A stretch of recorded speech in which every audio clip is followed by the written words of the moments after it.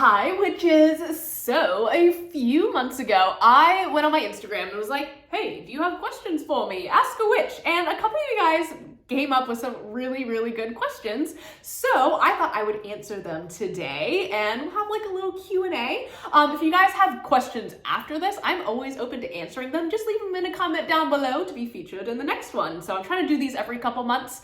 So yeah. Anyways, the first question that I was asked is, do I have a main patron? And this answer definitely, I feel like, has changed since the last time I answered it. So I feel like for the majority of my practice, I've worked very closely with two specific deities, and that is Herne the Hunter, who's kind of like a regional spirit slash aspect of the horned god, or Cernunnos. And then there is the Morrigan, who is an Irish Celtic war goddess who is associated with like prophecy, death, the Fae.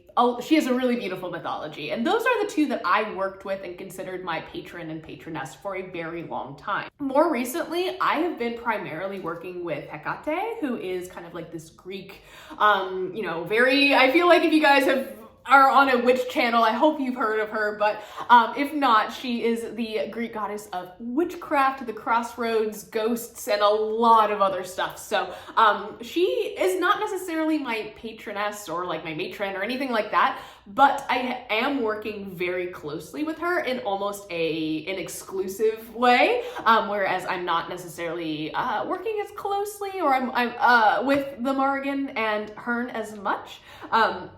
Though they still are very evident and very, physical in my practice. So that was kind of a long answer, but that's what it is. Now, the next question I have is, how do I label my practice? Now, I do want to say, like, you absolutely do not have to label your practice. I know this is like a really big like debate in the witchy world. I find that like having certain descriptors of my practice really helps me kind of like explain what my spirituality looks like, and helps me kind of like talk to other witches and other practitioners. So because I work with deities or worship deities from different pantheons, the Greek and the Celtic pantheon primarily, I feel like I would be considered like an eclectic pagan. And that's kind of like the word I use like in my practice, as well as like just like a general witch. So those are like the labels, I guess, a non-denominational witch, I guess. I used to use the term hedge witch a lot, and I still really identify with that, but one of like the key things in being a hedge witch is generally that they are solitary, and I am part of a coven. So I'm just kind of like, I don't know if that term really applies to me, but I feel like it makes the most sense. So yeah. Next, someone asked for advice for someone struggling to find their deity. And I want to just put out there again that you absolutely do not have to work with deities in order to be a witch. Like there is such thing as like atheist or like secular witchcraft, and that in and of itself is absolutely beautiful. It is centered around the elements and working with the planet and celebrating, the earth, whereas there isn't as much of a like deity worship component to it. And I love that. I think that's beautiful. So just note that if you are struggling to find a deity, which you shouldn't be finding them, they generally are reaching out to you in the first place. But as for someone who is struggling to kind of connect with deity work, I would say like, maybe this path isn't for you, and that is there's nothing wrong with that. That is 100% okay. And also to maybe consider looking into your ancestry and understanding some like folk practices and seeing if there are maybe some regional spirits or deities that you can connect with. That is kind of like something that happened with me. Like Herne the Hunter is technically like a spirit who is very specific to a region of England that my family came from, or like way back, right? And that's why I feel like he came to me in the first place. Didn't realize that I was linked to that area of the world until relatively recently, and I was like, that's spooky, I don't like that. But I encourage you to maybe like look back into your family's past if you can, and maybe you will find something that resonates a little bit better than, just like looking online for like list of deities, Someone asked, how do I find new witchy friends? And I get asked this a lot, especially when I talk about my coven, and I connected with my coven by creating a space for us to meet up, basically. So a couple years ago, I was hosting a lot of in-person events. Like I was organizing them and hosting them around my local county, and we were organizing them on Facebook. So I know Facebook is like not the best, but there might be local like Facebook groups that are like pagan based and whatever for your area, and oftentimes like people will post events there. So that is the biggest recommendation I can give you. Other than that, try to find a local metaphysical shop and or like a place where like alternative people hang out, maybe like a tattoo shop or something, which is also where I work. But generally speaking, if like alternative people are there, there is likely to be a witch somewhere, especially in this day and age. So just keep an eye out. And then also Facebook, of course. How do I make vows to gods and goddesses? And this question, I was not 100% sure if they were talking about god spousing and like, you know, vowing yourself to only, you know, like not take a human partner and all of that stuff. So that's not my wheelhouse, unfortunately. I wish I could tell you more. I just simply do not know.